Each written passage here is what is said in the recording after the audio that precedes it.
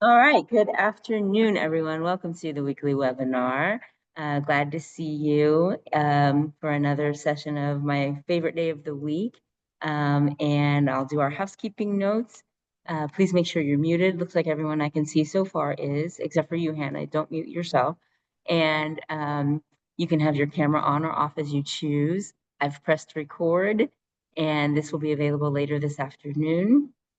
And use the chat feature while we're together if you have questions or comments. And Hannah, I'll mostly watch that. You don't have to try to talk and watch the chat. And I have a feeling folks might have questions at some point, so we'll get to those. And use closed captioning if you need it. There's a button at the bottom of your screen that should say show captions, so you can employ that as you choose. And Hannah, for your sake, folks kind of continue to come in even after the clock strikes the hour. So just know that they'll keep joining. All right. So with that said, I am super excited to have with us today Hannah Bakoud, representing a great organization on campus called KU Musicians in Medicine. And I'm not going to give you a long explanation of that because that's what Hannah is here to do, to tell us about KU Musicians in Medicine. But briefly, it's just what it sounds like. It's about the power of music and how music can be medicinal in all the very best ways. Is that fair, Hannah? And the Musicians of Medicine group includes undergraduates and graduates on KU campuses who, when they're not out there saving lives and learning about human bodies and all kinds of things that I think are nothing like those TV shows. It's not like Grey's Anatomy, right? You're doing real cool stuff. They are also learning how to play some music alongside that. So I think we're good on that. Hannah, welcome to the webinar. I'm so glad that I met you earlier this summer, and thank you for so enthusiastically agreeing to come and talk with us today. One more thing for your benefit, people watching either live now or later after the recording is up are people who are interested in brain health in some way. They may be interested in their own cognitive change, their own brain health. They may be caregivers of a family member. They may be healthcare professionals like physicians, social workers, nurses, etc. They may subscribe to our YouTube channel. That was a plug. But for whatever reason, they're here because they're interested in the topic.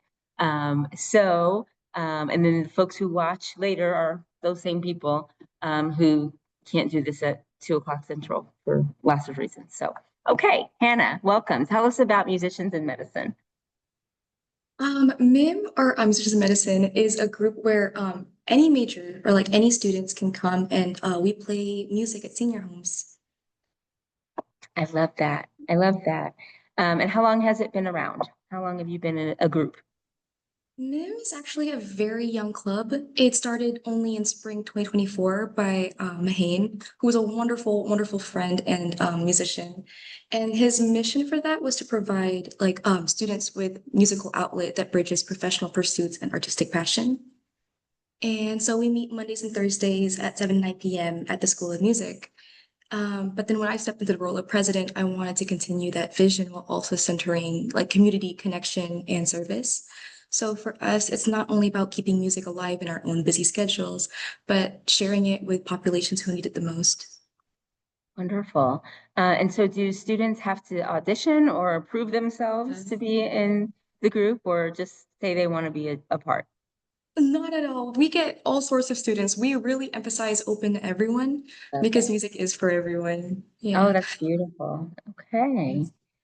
So tell me a little more about what kinds of students the groups. I mentioned undergraduates and graduates, right? And shout out to Hannah's class of 2026. Is that right? Yeah. So you're almost finished. Almost Who there. else is in the group? Is it mostly undergraduates or a combination of different students, or what's it like? We get mostly undergraduates, but it's not just pre-health students. We have all sorts of majors and skill levels. We have business majors, engineering, and pre-law people. Pre-law. I've never heard of a lawyer playing music. That's amazing. They're very No, that's really good. great to hear. That's really great to hear. And I would imagine there might be some social work students out there who might be interested. Yes. We'll have to make sure to speak you up I'm on some committee for the School of Social Welfare, so I'll have to make sure that that they know about you. I just saw a question from David in the chat about whether you're at KU Med or KU Lawrence, or I suspect I know the answer, but we'll let Hannah answer. We are at KU in Lawrence. All of us are undergraduates, and so we're pre-med. And yeah, Okay, all right. Tell us about the instruments that you all play. What's your talent? I'm a jazz pianist, but this year, yeah, we got all sorts of instruments. We have a whole horn section, like flute, saxophone, strings, cellos. They're all so talented. It's so good. Amazing. Do you have any voice, any singers? Yes, we do. Yeah, we love our vocalists because whenever we perform and they sing, it evokes memories, and it's very nice to like see people engage with it. I bet. And you mentioned that you practice twice a week, right? Or you meet twice a Yes. week. Yeah, Mondays and Thursday nights. Okay. And when you meet, I imagine you're talking about where your next stop is going to be, you're practicing. I hope you're having snacks because all good student groups have to have snacks. What's a typical session like for you? It's all an open jam. It's kind of like office hours where anyone can come in. Like they don't even have to play an instrument. They can just learn or like it's for community. Like if you just want to be part of a group of like music and health centered students. Oh, that's amazing. That is really amazing. I love that you are open to folks that just want to come in and jam, right? Is that the terminology? Okay, well, I want to shift to a little bit, still on topic question, of course, but we have asked Hannah here today, of course, because we think the group is fantastic and we want more people to know about what they're doing. But we also know from years of work at the Alzheimer's Disease Research Center that music has something, more than something, but a lot to do, in fact, with memory and brain health. And you know, any of us, whether we're good singers or not, can hum a tune. And that does something to us, right? And so, Hannah, what would you say the healing and power of music means to you and to the members? I love that name, the members of musicians in medicine. To us, the healing power of music is about connection. We think medicine is so much more than science. And so music really captures the human part of it. And I think that's at the heart of MIM is within our community, like performances, we see residents light up with joy or like simply feel less alone. And so that goes a long way. Oh, absolutely. I'm going to ask you a question that I gave Hannah a list of some things I would probably ask. But those of you who watch the webinar know that sometimes I get surprises in my own mind and I think of things that I want to know. So here's a question, Hannah. Feel free to say, no, I don't know what that is. But a question that music always makes me think of is we all, um, I think all of us enjoy music and we all can think of a song lyric like almost like nothing, right? Where are my car keys? I don't know. But the lyrics to Home on the Range, for example, we can call those up. What is that? Do you know anything about how that works? I mean, how does the brain hold on to a memory like that? I'm not too sure about like the research aspect of it, but from a personal standpoint, like I think we just form connection with music. So because it's like Yeah. it's very emotional and very personal based, and it's Yeah. like it's very human. Like we all can sing. It's very accessible, and so it's just something that unites all of us. And Yeah. so that's why I think it's so powerful. I think, yeah, there's something about that group experience, Yeah. right? Of let's all sing around. It's too bad. I love Zoom, obviously, because on Zoom I get to connect with you all every week. But one of the very worst things about Zoom is that you can't really sing together on Zoom. You know, if I said, hey, let's all sing Home on the Range, I think it would sound like terrible because we have all different sound systems and everything. So I'll spare you that. But there is something about singing in that collective, isn't there? That makes people feel real excited. So let's talk about the performances that you do. Hannah and the other members go out to assisted living facilities, retirement facilities, and they perform for residents and I presume staff there. Tell us about that, Hannah. Um, I feel very giddy every time I go. I'm a very introverted and anxious person, but like it's almost miraculous how it's very homey there. Like we Yeah. get very close to the residents, and so it just feels like we're playing with like people we love. Yeah. Yeah. Yeah. I bet they're always so happy to see you, right? I bet they're Yes. just delighted when you come through and some of you have to bring your instruments with you, right? Like the Oh, flutes or yes. whatever. And then pianists, I guess they have to provide you a piano, right? But you come in and about how many of you go at any given time to do a performance? It depends on the members we have and like the area of semester, but we usually get 8. One time, I think we had like 15, which was Wow, crazy. 15. Yeah. That's Yeah. amazing. And do you have a set list that you go in kind of prepared to play? Um, or how does that work? We get all sorts of students, so we could play all sorts of different things. And so there's some students who they're in music classes, so they play songs that they've been practicing for lessons.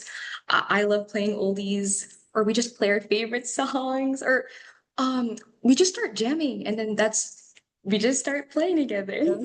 I love that. Okay, Hannah, you mentioned a keyword that I can't ignore.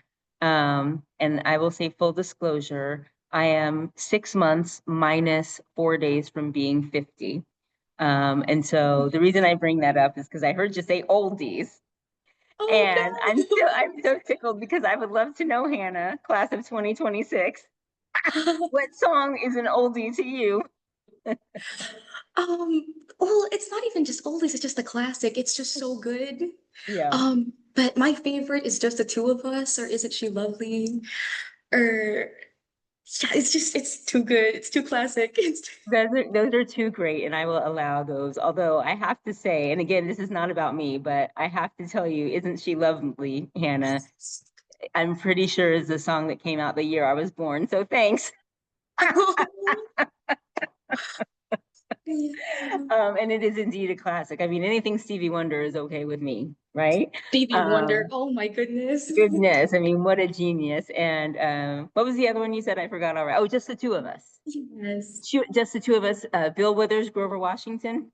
Yes, Grover Yes, Washington. that's another one of my favorite songs So that I good. remember from when I was, you know, a small child. So that's wonderful. And I think that's a testament to the power of long-term memory, right? Like, why should I remember the words of just the two of us? We can make it if we try. And I don't currently know where my car keys are. I don't know. But that's so wonderful. Are you all equipped to take requests if someone at one of your performances says, "I really want to hear"? I don't know what I don't know what the popular song is in assisted living anymore, but are you able to just kind of pick up a song as you're on the road? No, but I've been wanting to do that. I love sight reading, and so I think it'd be like more connecting to Yes. like interact more with them and like play what they want to hear. Perfect. All right. Oh, we've got a great question in the chat. Do you have faculty involved in the group? That's the first question. And then the next question, and no person who asked this, you did not miss this, and this is a great question. How many facilities do you perform at and in what areas? So, I mean, I'm going to speak for the questioner, like, where can we find you? Or where can we tell people that you are playing? What facilities are you going to? Oh, we go to all the senior homes around Lawrence, but Arbor Court is very special to us. So we're very deliberate in how we plan our schedule, so we see them at least once a month. Oh, that's fantastic. Yeah. Okay. And sorry, I didn't mean to skip the faculty question. Do you Oh, have no. any professors or any other faculty that accompany you or? No, it's a very student-run organization, but our advisor is actually the head of the music therapy department, which is Hmm, very, very cool. She also okay. plays saxophone, which is awesome. What? Oh, that's amazing. I don't know. I don't know. Maybe some of you have the same image of, a professor type of person. And then, oh, let me just break out my It sax is and so start cool, playing. so, so cool. I think that's very cool. Okay. So the next question, Hannah, that I have for you, beyond performances, how else are you, as musicians in medicine, engaging in the community? Our main like purpose is community connection, and so we also build relationships. And so we visit regularly, and they become familiar faces. But something that's very exciting that's coming up is the Lead Center has been so generous and kind to compensate us with money for performing at the Brain Health concert, which is incredible. We love the lead center and promise so much. We would definitely do this for free. But my vision for using this money is to build something long term for the community. And so I was hoping to use it for like community instruments to remove like the barrier of cost and make it more accessible for students to practice their instruments. Oh, And that's maybe even great. like open it up to the residents, like if they interested in like playing. Oh, that's wonderful. Well, thank you, Hannah, for that great segue. So we wanted to hear about musicians in medicine, of course, because what wonderful folks they are to share their talent and their time. But also we have coming up next month on October 8th, our Brains, Thoughts, and Harmony event at the Lead Center. And the Lead Center is a performing arts center at KU near the Lawrence campus. And yes, I will echo what Hannah says. They have been incredibly generous to us. Dr. Rebecca Lepping, who is the director of the Power of Music lab here at KU, she and I were just kind of brainstorming. Is actually born out of thinking how we could bring some music to the weekly webinar. And we wanted to do a hybrid performance and have some musicians come and play in person and invite the webinar people to watch in person and online. And from there, it grew from our little auditorium over there on Shawnee Mission Parkway to we need a bigger space for something like this. And the Lead Center said, say less. Or first they said say more because they wanted details, but then they said say less because they were in. And Derek Kwan, who is the executive director of the Lead Center, has been, I mean, I don't think he's told me no about anything. The one thing he told me no was I asked him to come on the weekly webinar today, and he said he was teaching. Can you imagine? That's the only thing he said no to me about. Otherwise, he said, you want music, you want lights, you want refreshments, you want seats, you want free parking, whatever it is you want, you can have it. So we'll be having this event next month. I think we're about 3 weeks out.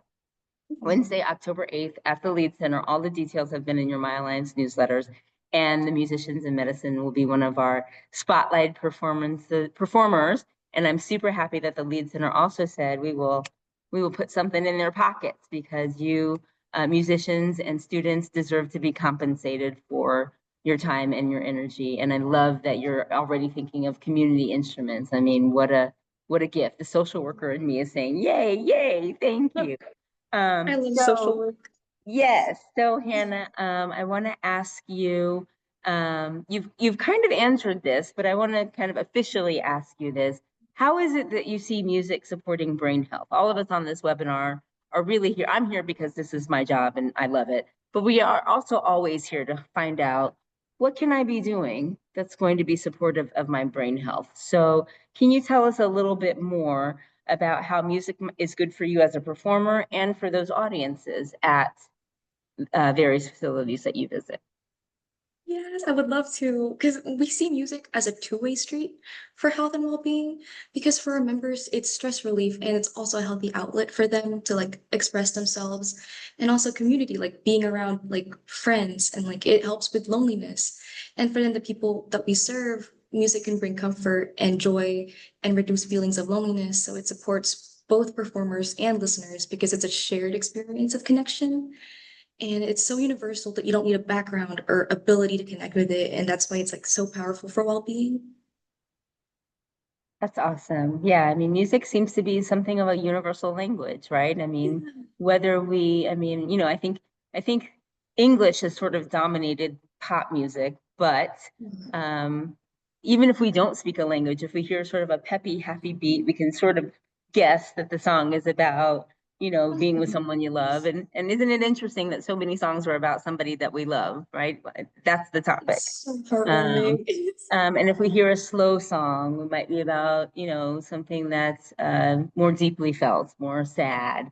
And I'm saying that some of you got on early and may have heard that I'm traveling again. I was in San Diego earlier this week. I'm in Riverside, California now. I had a cousin to pass away and I'm at her funeral. And so the music that I can sort of hear in the background is, music about a life well lived, well lived. But we're singing about how much we're gonna miss her, and all the blessings that she brought to our lives. And I don't know that we could do that without music. And we are doing it with music as the tears are falling. So the power of music indeed is so meaningful. I also mentioned before we got started when Mr. Holtis, who is usually one of our first folks on the call, everybody knows Mr. Eldine Holtis. He's been a webinar presenter. He is the father of the voice of the Kansas City Chiefs. He is also part of an organization that is preserving this Kansas State song, Home on the Range. And Hannah, I think I told the folks last week, and I'm saying it again, Home on the Range will be part of our show at the Lead Center, Yes. right? What do you think about Home on the Range, Hannah? Can you tell us some insider music knowledge about Home on the Range? It's so iconic. It's so classic. Everyone knows it. You could do so many arrangements with it. Our members were so excited to get going on that and just play together. And the Kansas community just like coming together for this. Yeah, so I think that's when we will probably attempt singing in unison. Is that right? At the Yes. show? That's going to be a lot of fun. And like you said, there's a great community aspect. Mr. Holtis, I see you unmuted. Tell us a little bit about Home on the Range. Well, I just like she says that it's a delight to sing, and it never impressed me until about 5, 6 years ago. Michael Martin Murphey came and visited the site, and he'd always known about the song, but he didn't know the cabin existed where Dr. Higley lived, where he wrote it. Now, here's a unique experience for musicians. The song is over 150 years old. You can sing it on the site where it was written in the cabin built by the author. Now, how many songs can you do that with? And it is really for the people that have come out there to sing it, the school groups and other people, the individual artists. That part really comes home, and it didn't to me. I'm not a musician; I can't sing, but anyway, but it is a unique experience. And then the other thing I was asked once by German Public Radio, why did I think the song was so important or so popular around the world? It's around the world. And I said it, well, I said, close your eyes and sing, Oh, Give Me a Home. And I challenge you not to think of where you came from, even if it was the city or even if it was another country, but you makes you think of home when you sing that song. And one of the things it's been criticized as a Kansas song because the word Kansas isn't in it. But that's what makes it special. That's what makes it popular with everybody.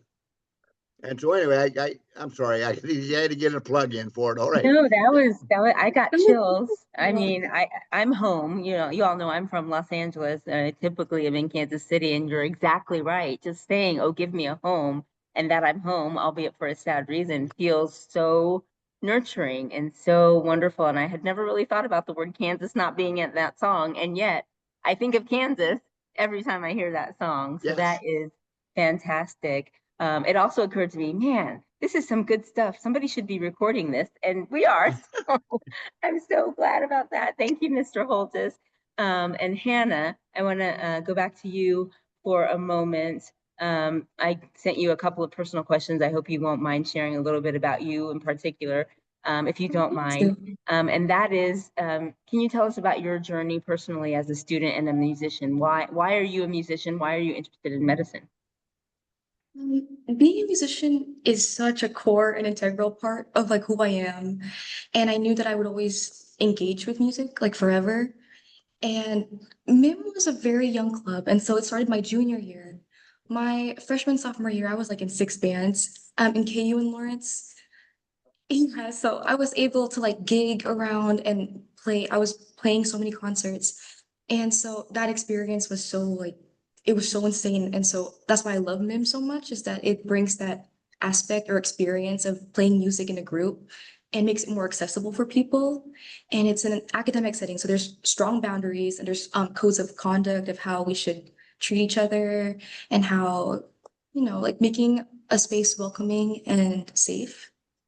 Wonderful. And yeah, And what's your medicine connection? How is medicine important to you? I've always wanted to become a psychiatrist. And I think in a field like medicine, compassion is the most important thing ever. And so MIM has taught me the importance of compassion, fairness, and community because we prioritize people over skill. And I like to say that at MIM, we use music to serve others and grow into compassionate healthcare leaders because, like, we're a group who play for real people in real spaces. And because medicine starts with empathy. And I think it goes a long way to like interact with who we're going to be serving. Oh, that's so wonderful. I'm so excited. I just want the next 3 weeks to fly by, except for I'm glad we still have 3 weeks to plan this and work on it and get everybody excited about it. Again, the event is Wednesday, October 8th at the Lead Center in Lawrence. It's free to attend. There's free parking, there's free refreshments. There's going to be priceless music. I mean, I can't wait. I'm only telling you the one song, Home on the Range. If you want to know what else is happening that night, you have to come, right, Hannah? We're not telling. There's a comment in the chat.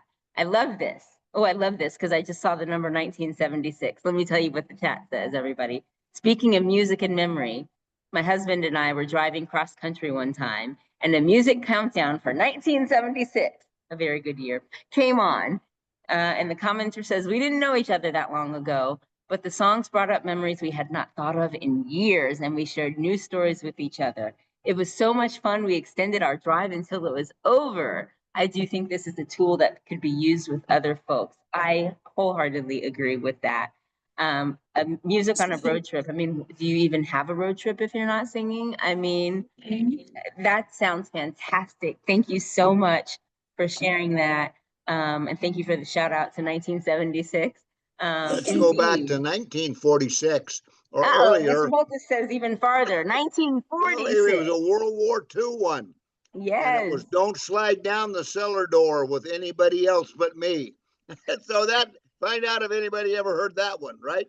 that's a love song if I ever That's heard a love one. song Don't about slide down a the cellar soldier door who's with gone. anybody You but know me. that? You heard it? I've never heard it, but as soon as I'm done here, I'm about to Google it and listen, see if Well, I and can listen to it. it's about a soldier who's left, and it's his message to his girlfriend.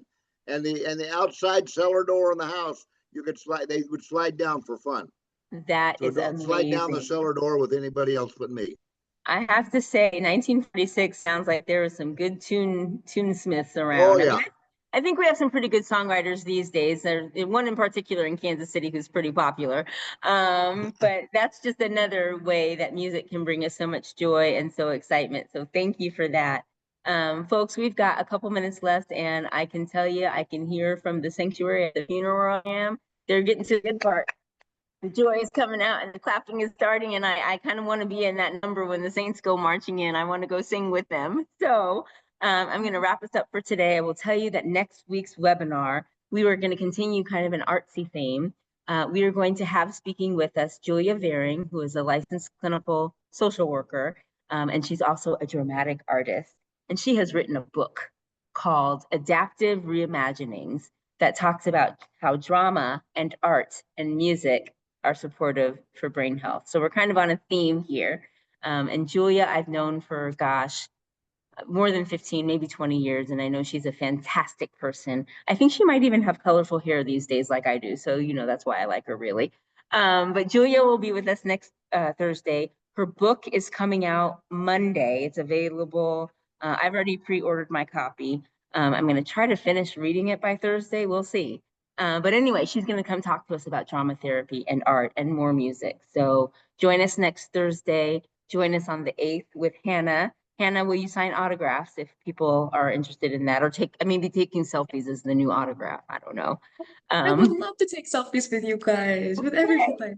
Wonderful. Thank you, Hannah, so, so, so much for sharing your time and your talent. I cannot wait to be at the concert with you next month. Thank you, everybody. Thank you. Yes, music evokes such wonderful memories. Yes, yes, indeed it does. It's been a pleasure to be with you all again today. Thank you so much. Watch your Next My Alliance newsletter for more information about the program and about next week's webinar. And enjoy. And Mr. Holtis, go Chiefs. Oh, we're going to beat New York for the first time ever on Sunday. Is that right? That's the plan? Exactly. Yep. Okay. Never right. beaten them in New York in the history of the franchise. Okay, so we're going to make it happen, guys. We're going to make it happen. All right, take care, everybody. Thank you. Yes, we'll see you at the Lead Center. See you later, everyone. Bye-bye. Kelly. Awesome.